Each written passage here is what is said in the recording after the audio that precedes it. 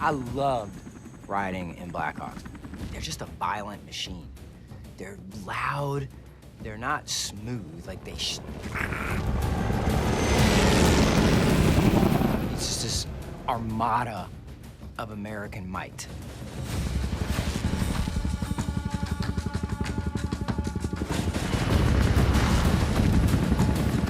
The aircraft would fly low enough that you could clearly see some of the looks on people's faces.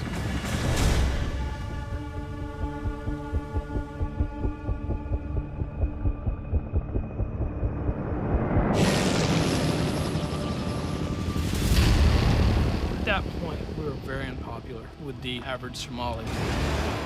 I doubt there were very many friendly faces looking up. They knew what was going to take place. They knew guys were going to slide down roads.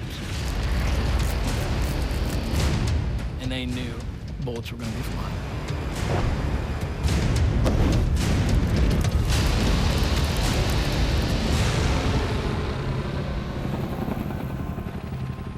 I was in charge of the flight, so for me, the anxiety level was higher because there are factors here on this particular day that we had not really encountered before.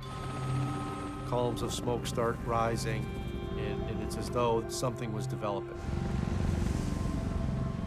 You can tell you're getting close to the target building because we start slowing down. The Delta operators had fast roped onto the top of the target building. And their job was to clear that building from the top down.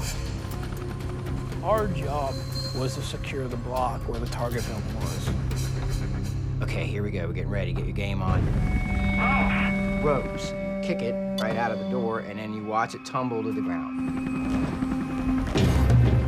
Now the rope's on the ground. Everybody puts their goggles down. You got your big gloves on, and then you just reach for the rope, and you go. Go, go, go. I grab, swing out, slide down. You know it's the start. You know, once you hit the ground, the mission is on.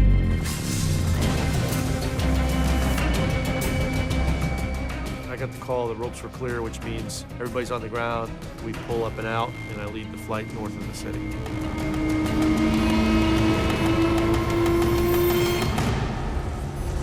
Big point. You know, I remember people running across the streets and getting out of the way. The unknown factor is, are there enemy combatants? Are they prepared to engage?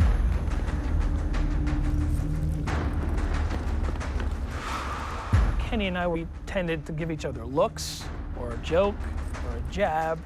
Hey, what's up, Kenny? How's it going over there? Something caught my eye. A guy in a white robe.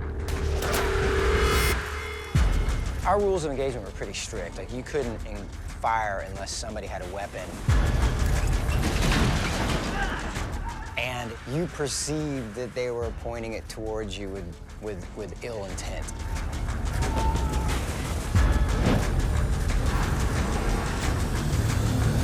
I saw them go back. But one of the ways they transported weapons to each other was under the robes.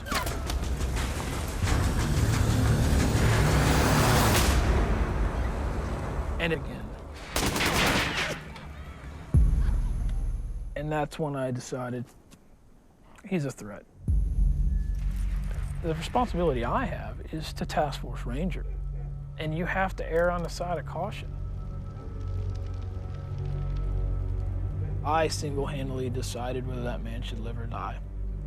That's a huge amount of power that you're wielding, the power of life and death.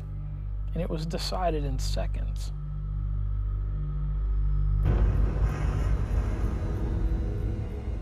You lean forward and you're waiting. And you're waiting.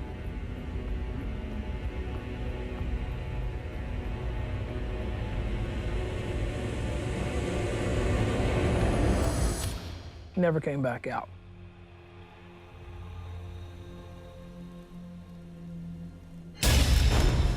something felt like just hit me with a bat. Pow! Whoop! And I just fell backwards. Kenny! Obviously, the first thing is he, has he been wounded? I see him drop the magazine from his weapon. Yeah, like hot potato. What the? And it didn't occur to me what had happened. One of the magazines had a perfect hole right there, and then the back end was blown out. You should keep it. And Randy, he's laughing at me because it must have just looked silly, because I was like, "Hey." That shot that was put on Kenny, though, that was significant. It's not just a mass of guys that are indiscriminately shooting.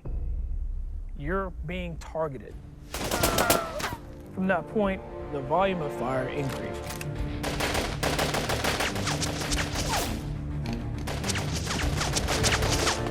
You start realizing, okay, things are starting to get close.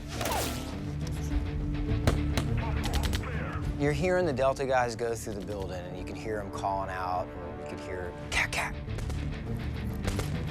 It's gradually getting more because we're there on target for a while. And the longer you stay, the more people can come. And they're all gonna come.